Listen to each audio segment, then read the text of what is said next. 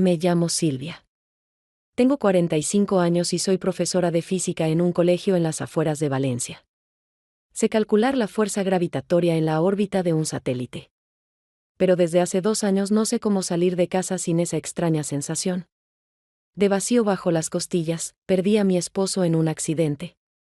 No estaba con él, dijo que iba a reunirse con un antiguo cliente.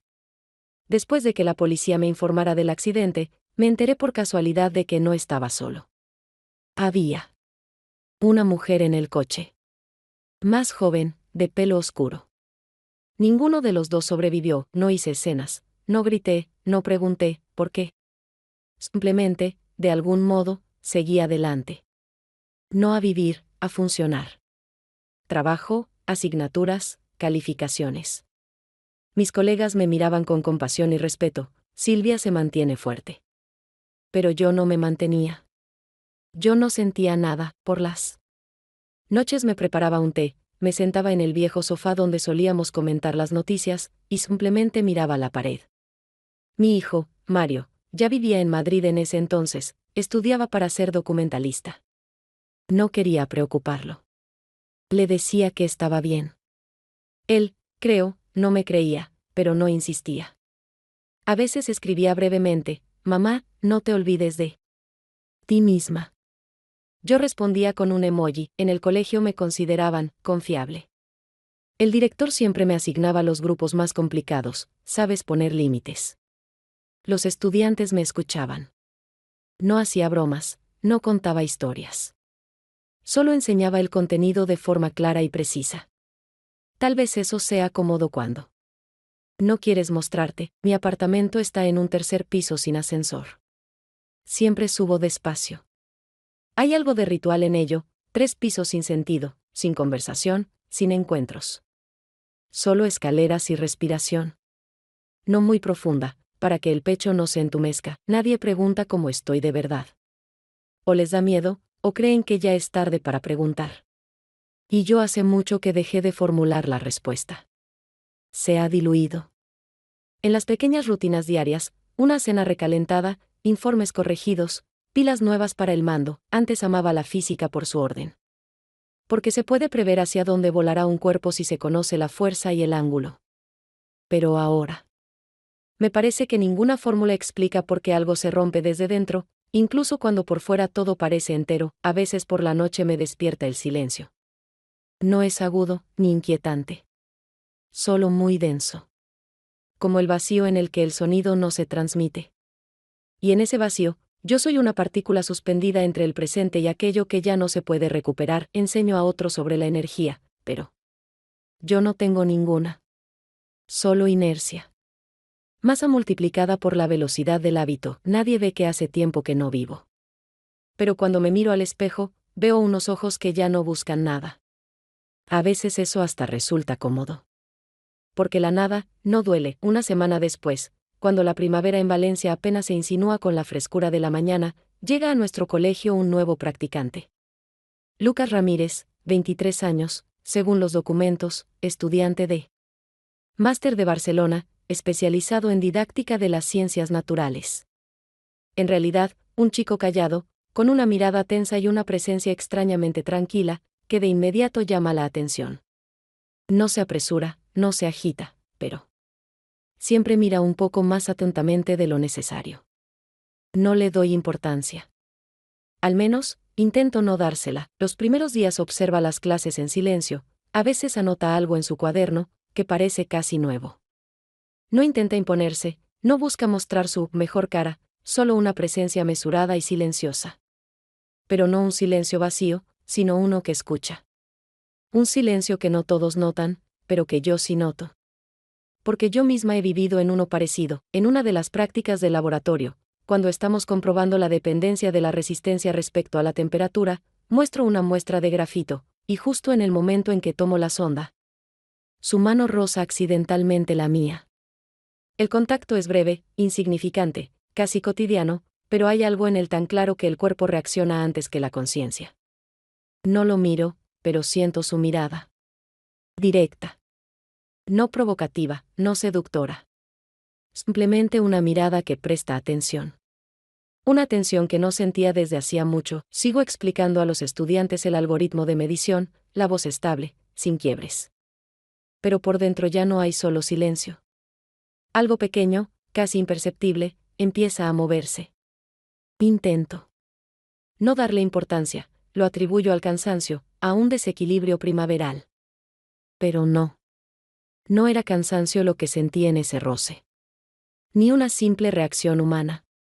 Fue presencia, esa que no exige, pero resuena. Después de la clase no se me acerca.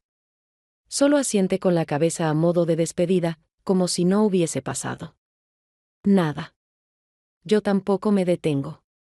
Camino por el pasillo sin mirar alrededor, pero mis pasos suenan distintos. Más secos, más pesados. Como si algo se hubiera movido, pero aún no sé qué. Esto no es el inicio de una historia, es una grieta en la rutina. Y precisamente esas grietas son peligrosas. Porque son invisibles para los demás, pero con el tiempo pueden convertirse en fisuras en la estructura que lo sostiene todo. En casa. Pongo a hervir el agua para el té, me quito el abrigo, me siento frente al portátil para revisar informes. Pero los dedos no responden, el cursor se queda congelado, los ojos se deslizan por la pantalla sin fijarse en nada. Lo noto y cierro la tapa del portátil. Solo me quedo sentada. No quiero pensar, pero tampoco puedo dejar de hacerlo. Lucas. No parece alguien que intente impresionar. En él no hay esa ansiedad juvenil por parecer más de lo que se es. Y quizás eso es lo que más asusta, porque una sinceridad así no deja espacio para los gestos defensivos habituales. O se deja entrar, o rompe toda resistencia. Por primera vez en mucho tiempo me sorprendo no solo recordando el roce. Vuelvo a él con la mente. Y eso ya no es una simple reacción. Es movimiento. Y parece que no en una sola dirección. Unos días después, tras las clases, subí a la azotea del edificio técnico. Solo quería estar sola, ni en casa, ni en el aula, ni en la calle. Allí normalmente hay silencio, está despejado y el aire es fresco, especialmente al atardecer. Sostenía en la mano un vaso de plástico con café, aún caliente, e intentaba no pensar ni en el trabajo, ni en las preguntas de mi hijo, ni en por qué últimamente me cuesta tanto conciliar el sueño. Cuando abrí la puerta, Lucas ya estaba allí. Estaba sentado en el pretil de cemento, apoyado con las manos hacia atrás, con la mirada perdida por encima de los tejados. Se giró cuando oyó mis pasos y simplemente asintió, sin levantarse. Perdón, pensaba que no habría nadie. Dijo sin ninguna tensión, no pasa nada. Este no es mi lugar, respondí, encogiéndome ligeramente de hombros. A veces aquí es más fácil que en los despachos. Más fácil respirar, añadió tras una pausa. Estoy de acuerdo, dije brevemente, volviéndome hacia el horizonte. Me quedé de pie en silencio, con el café en la mano, y pensé en irme, pero por alguna razón me quedé. No porque me interesara estar con él, sino porque no intentaba iniciar nada, no llenaba el espacio con palabras, no fingía que ya había algo especial entre nosotros.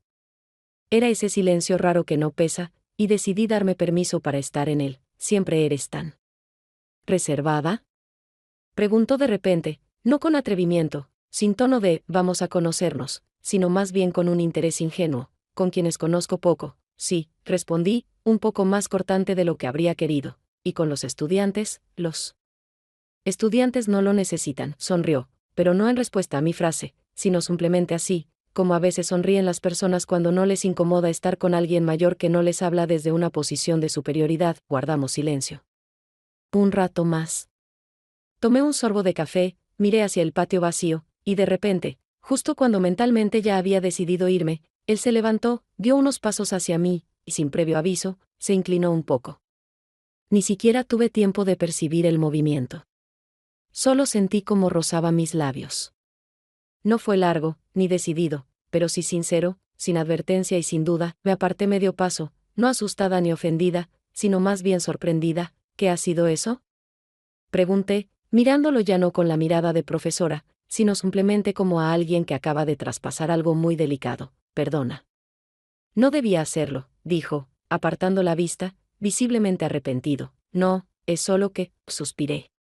Es algo que no se puede hacer si dos personas ni siquiera saben cómo se llaman, más allá de los apellidos en las listas. Lucas, dijo él, con una mezcla de tensión y vergüenza. Silvia. Pero eso ya lo sabías, ambos sonreímos. No. Porque se hubiera vuelto fácil, sino porque no pasó nada catastrófico. Algo simplemente se movió. Tomé mi café, le hice un gesto con la cabeza y ya iba hacia la puerta cuando escuché, no esperaba nada. Solo, no me contuve, no me giré. Solo seguí caminando. Pero por dentro apareció una oleada de calor. No por el beso, sino por él. Hecho de que alguien se atreviera a ser sincero, aunque fuera un poco fuera de lugar. La semana siguiente tenía programada una conferencia sobre pedagogía de las ciencias naturales en un liceo técnico de Alcira. En el programa había una sección dedicada a métodos innovadores de enseñanza. Mi ponencia trataba sobre cómo visualizar conceptos complejos en física. Fue aceptada sin dificultades. Todo debía transcurrir de manera previsible. 30 minutos de exposición, 10 de preguntas, luego café y algunas charlas formales. Sin embargo, yo no me sentía dentro de ese esquema tan claro. Tal vez porque Lucas no había mencionado nada acerca de lo que pasó en la azotea. Y yo tampoco lo hice, lo vi en la sala ya sentado. No eligió ni el centro ni las últimas filas.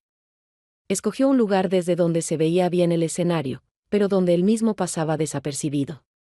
Vestía con discreción, llevaba una camisa clara que lo hacía parecer unos años mayor. No daba la impresión de ser un estudiante en prácticas. Más bien parecía alguien que había decidido asistir con un propósito concreto. No lo esperaba. No lo había invitado. Y justamente por eso, su presencia me generaba una ligera incomodidad. ¿Por qué decidió venir? ¿Qué buscaba? ¿Y por qué no dio ninguna señal después de haberse tomado una libertad tan evidente, cuando la charla terminó? Empecé a guardar los papeles y el portátil. Él se acercó sin pedir permiso. Tomó parte del equipo y caminó a mi lado hasta el coche. No le dije que no. No deseaba hablar con él, pero sí quería saber si rompería el silencio. Mientras caminábamos por el estacionamiento, él dijo que mi forma de leer en voz alta era diferente a cómo doy clase. Le pregunté si aquello era un cumplido. Él respondió que solo era una observación. Activé las llaves del coche. Las luces delanteras parpadearon.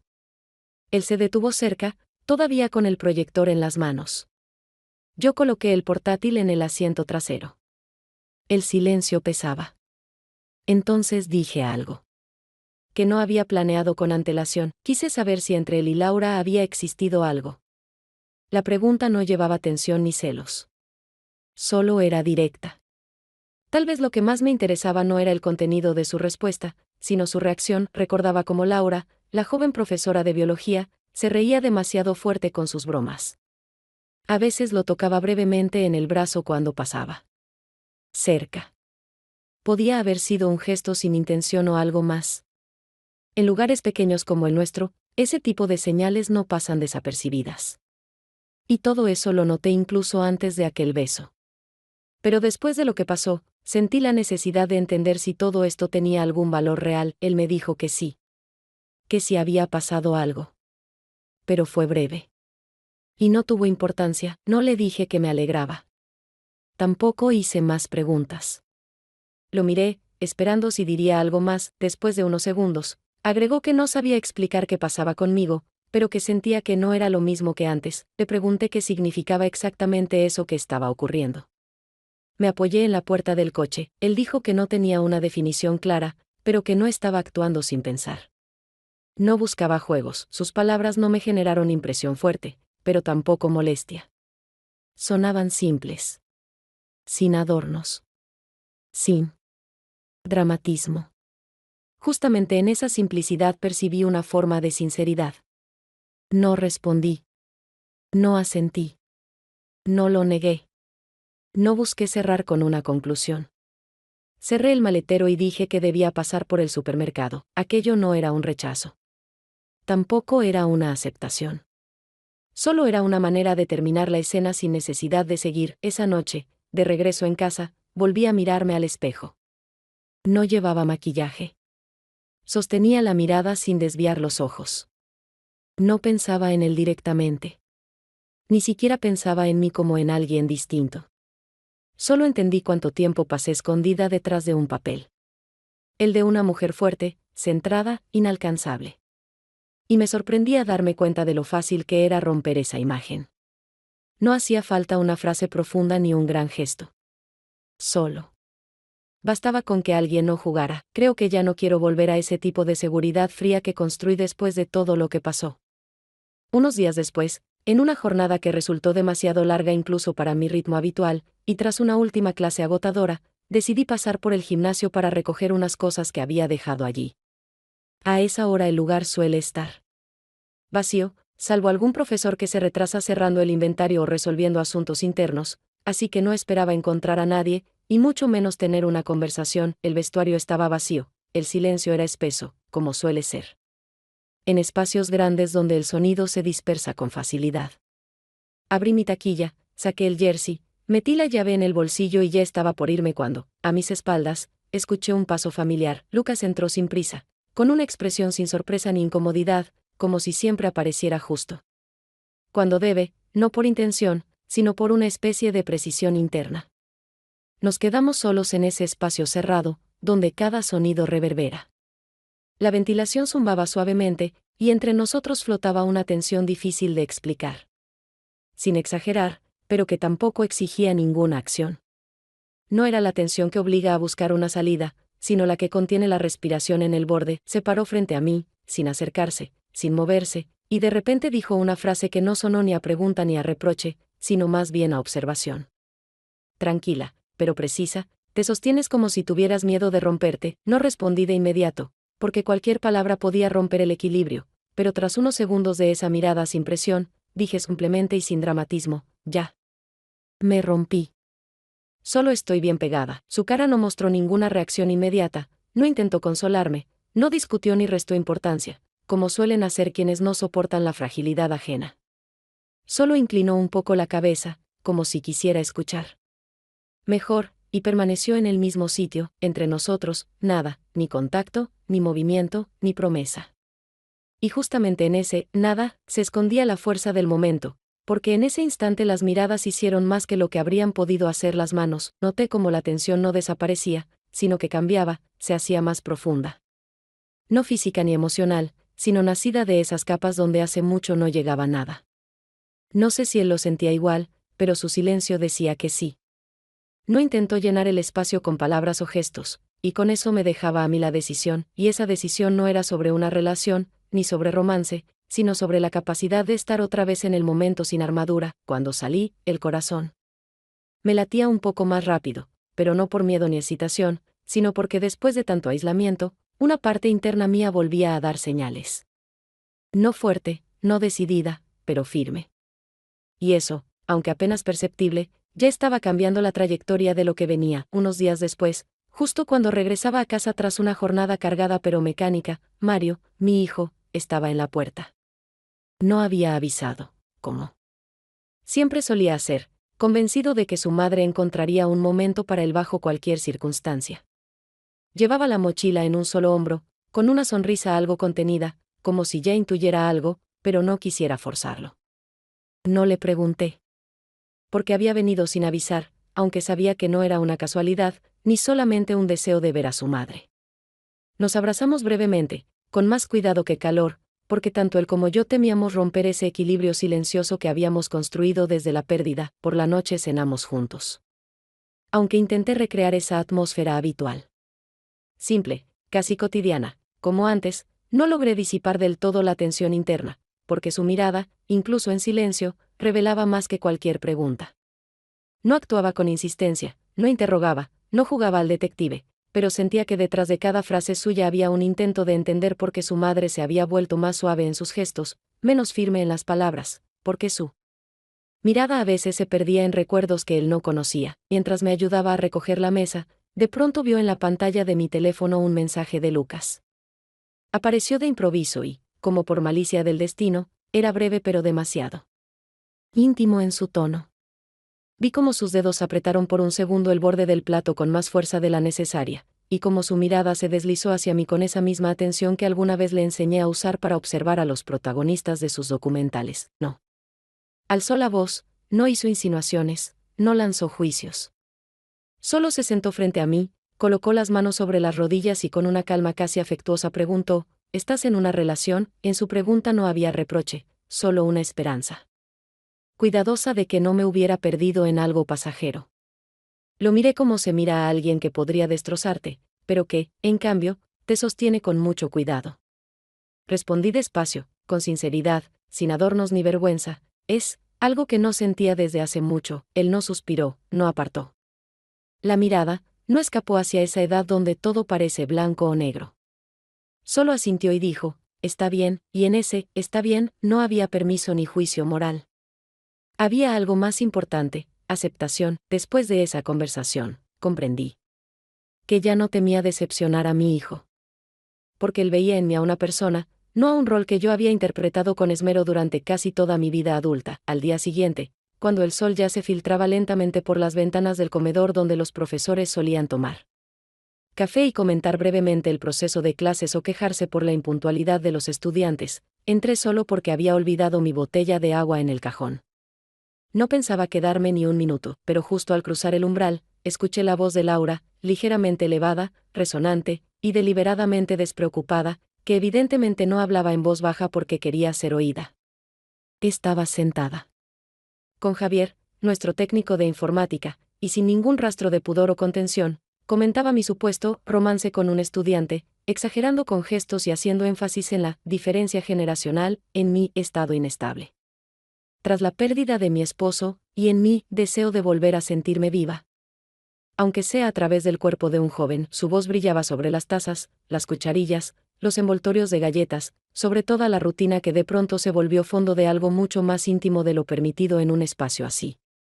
Me quedé en la entrada sin avanzar ni retroceder, simplemente la miré, y solo cuando Javier me vio y se quedó en silencio, Laura entendió que no hablaba a mis espaldas, sino directamente delante de mí. No había culpa en sus ojos, solo una sorpresa inesperada, como si no hubiera imaginado que la víctima de su ironía pudiera aparecer en carne y hueso y no huir de inmediato. Me acerqué lentamente a mi escritorio.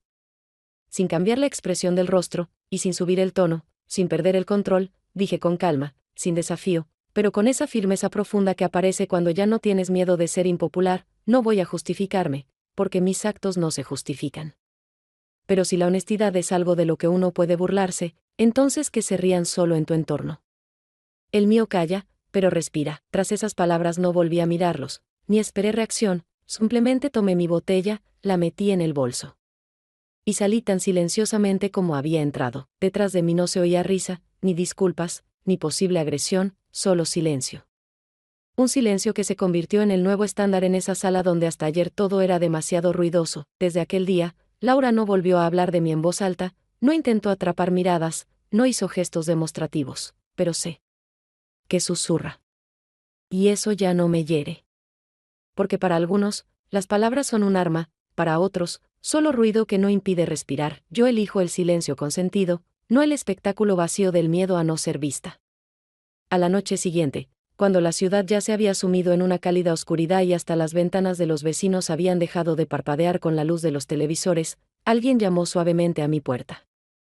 Y supe quién era incluso antes de mirar por la mirilla. Mi hijo había regresado a Madrid, prometiendo volver en unos días. Y Lucas estaba allí, sin sonrisa, sin esa seguridad exterior que suelen mostrar los jóvenes cuando vienen con una intención clara. Dijo una sola frase, sin dramatismo, con esa contención que en su edad solo aparece cuando las palabras han madurado largo tiempo por dentro: me voy a Granada para una pasantía. Tomé la decisión hoy, sin explicaciones, sin excusas, sin dramatismo, solo un hecho, dicho con la exactitud que no permite evadir su significado. No pregunté por qué no lo había dicho antes, no exigí argumentos, no fingí ser la adulta que debe tener respuestas para todo.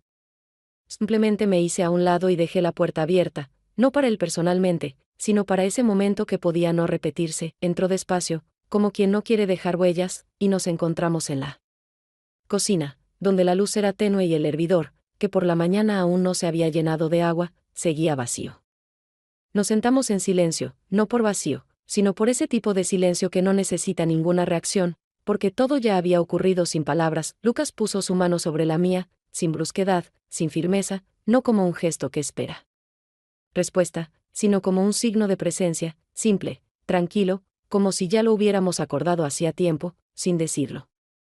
No retiré la mano, no apreté sus dedos, no intenté representar ninguna emoción, solo me permití estar, sin controlar la respiración, sin corregir la postura, sin pensar en cuántos años nos separaban, ni en qué podrían pensar los demás.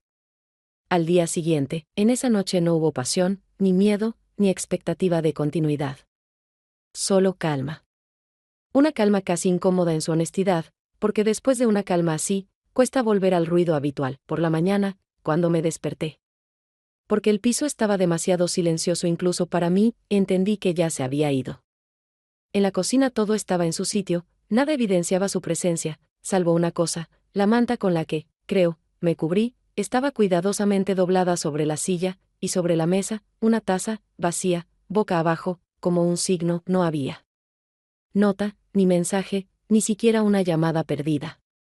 Pero en ese gesto había más que en cualquier despedida, porque no dejó palabras, solo calor, ese que quedó entre las cosas. No lloré, no busqué su nombre en el teléfono, no intenté convertir aquella noche en una historia explicable. Esa noche no prometía nada, y precisamente por eso se quedó conmigo, porque a veces lo importante no es que alguien esté contigo por la mañana, sino que haya estado por la noche, de una forma en que nadie lo estuvo antes, una semana después de aquella noche, cuando la ciudad empezaba a despertar con los primeros signos del calor estival y el verano se insinuaba ya con seguridad en la rutina, Mario volvió a casa. Esta vez avisó con un mensaje breve, que sonaba familiar pero, a la vez, tenía algo diferente: llegaré al mediodía, solo quiero estar un rato en casa. No hice preguntas, no pedí explicaciones, no preparé nada especial, pero por dentro me estaba preparando para una conversación que tal vez debió haber sucedido antes, pero que solo ahora podía tener lugar con honestidad. Cuando entró en el apartamento y me abrazó en el umbral, su gesto no tuvo ni prisa ni una ternura forzada. Solo la aceptación tranquila de que yo estaba allí y de que ambos habíamos cambiado. Cada uno a su manera, pero sincronizados, nos sentamos en la cocina, sin encender nada innecesario, sin música ni televisión, y simplemente nos servimos café, como siempre, sin azúcar, porque a los dos nos gusta el sabor sin disfraz. Noté como me observaba, no con insistencia, no con juicio, sino con esa atención propia de alguien que quiere decir algo, pero espera a que el otro esté listo para escuchar. Su mirada se posaba en mi rostro, se detenía en mis gestos, como si buscara confirmación de algo que ya intuía, que yo era otra, no radicalmente distinta, sino que había dejado de ser tan predecible, había dejado de aferrarme a un rol que ya no me representaba. Puso las manos sobre la mesa, entrelazó los dedos, como siempre hace cuando necesita ordenarse por dentro, y dijo, con esa seguridad que siempre alimenté en él con mi fe incondicional: te ves distinta, en su voz. No había sorpresa ni juicio. Solo una observación sincera. Como un plano en sus documentales, que no comenta, solo muestra lo verdadero. No respondí enseguida, no porque buscara las palabras, sino porque quería sentir cómo sonaban dentro de mí antes de sacarlas. Luego, mirándolo directamente a los ojos, le dije con la misma sencillez con la que le habría servido otra taza de café: simplemente dejé de esperar permiso para ser yo. Esa frase no fue una revelación, ni un grito de independencia, ni una disculpa. Cayó sobre la mesa entre nosotros como una taza más, que ya no había que esconder ni explicar. Mario no dijo nada. Pero sonrió, con esa sonrisa suya, casi imperceptible, en la que siempre se escondió más comprensión que en largos discursos. Nos quedamos sentados unos minutos más, en silencio, sin necesidad de concluir ni desnudar nada más. El silencio ya no era pesado, no era una barrera ni una carga. Era un espacio en el que ya no interpretaba el papel de la madre correcta, fuerte y contenida. Solo era yo, ni rota ni perfecta, pero auténtica. En ese momento supe que mi vida ya no se sostenía en reglas, expectativas o miedo a ser incorrecta a los ojos de mi hijo. Me permití existir sin censor interno, y en ese permiso, que Mario me dio no con palabras sino con su silencio, encontré algo que había perdido hace mucho: la capacidad de estar junto a alguien querido no por deber, sino por una respiración compartida. El lunes siguiente, cuando en el colegio comenzaba la última sesión académica antes de las vacaciones, me tocó dar la clase final para los cursos superiores, esa que cada año esperan no tanto por el contenido, sino por la posibilidad de escuchar algo de despedida, algo que el docente diga ya no como instrucción, sino como pensamiento. Según el programa, debía hablar sobre campos gravitatorios, la estructura del espacio y la fuerza de gravedad a distintas escalas. Pero al mirar los rostros semidormidos del aula, mitad cansancio, mitad impaciencia mezclada con desinterés, comprendí que ninguna fórmula sostendría su atención si no tocaba algo que verdaderamente vivía en cada uno de ellos. Estaba de pie junto a la pizarra, con el rotulador en la mano, ese que desde hace años simbolizaba para mí control, estructura y orden, y, en ese momento, entendí que la mayor fuerza de atracción que había sentido en mi vida no era la que mantiene a los planetas en órbita, sino la que me arrastró hacia lugares, decisiones, personas. Sin lógica, sin explicación matemática, pero con tanta potencia que resistirse no solo parecía inútil, sino también falso. Entonces dejé el rotulador sobre el atril y me dirigí a los estudiantes no como profesora, no como figura de autoridad, sino como alguien que ha vivido algo y ya no teme compartir lo que no es evidente. Dije que en la vida hay fuerzas que no se pueden modelar, ni medir, ni incluir en un libro de texto, pero que dirigen nuestras decisiones con una precisión que asusta. Esas fuerzas son invisibles, como la gravedad, pero nos empujan hacia donde nunca planeamos ir, y lo único que se nos pide es no resistir solo porque no se hace, o no es racional. No hablé de mí directamente, no mencioné nombres. No describí hechos. Pero cada palabra mía era el resultado de una experiencia que, hasta el día anterior, no me habría atrevido a sacar fuera de mí. En el aula reinaba el silencio. Nadie usaba el móvil, nadie suspiraba por aburrimiento. Nadie se distraía, solo escuchaban. Porque cada uno de ellos, al menos una vez, había sentido esa atracción inexplicable, y quizás también había huido de ella. Les dije que a veces no hay que justificar el deseo, sino permitirse seguirlo, incluso si da miedo, aunque nadie alrededor lo entienda, incluso si parece que dolerá. No sé cuántos de ellos recordarán esa clase, si alguna frase quedará grabada en su memoria.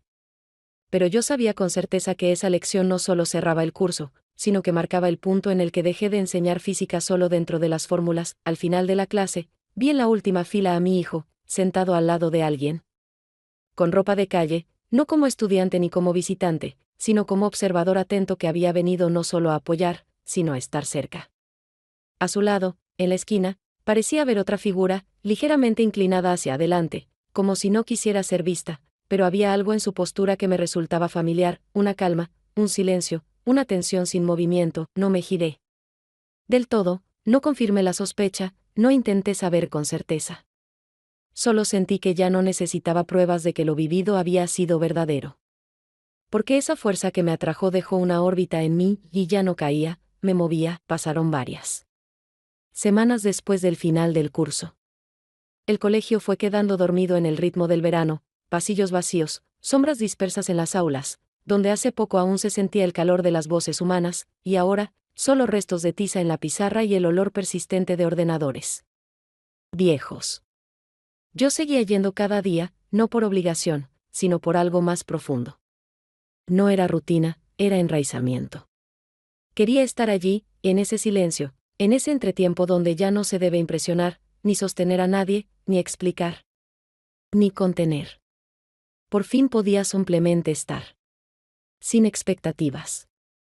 Sin función, mi vida no cambió de forma repentina. No hubo nuevos encuentros, no surgió un romance que reorganizara mis planes ni una euforia que me hiciera saltar distancias.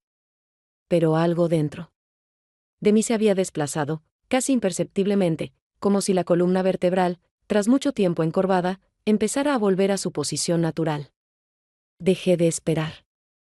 Y por primera vez, no sentí culpa por ello. Lucas no escribió. Y yo tampoco. Ni después de aquella noche en la cocina, ni tras la mañana en que encontré la taza vacía boca abajo, ni en los días que siguieron. No habíamos hecho promesas, así que no había nada que romper. Sin compromisos, sin explicaciones, sin nos vemos. Solo el calor que no desapareció, pero tampoco se impuso. Una mañana, al revisar el buzón como siempre, entre folletos publicitarios y facturas, mis ojos se detuvieron en una postal. Sin sobre. Sin texto. Al dorso, un espacio completamente en blanco, ni siquiera un hola o soy yo.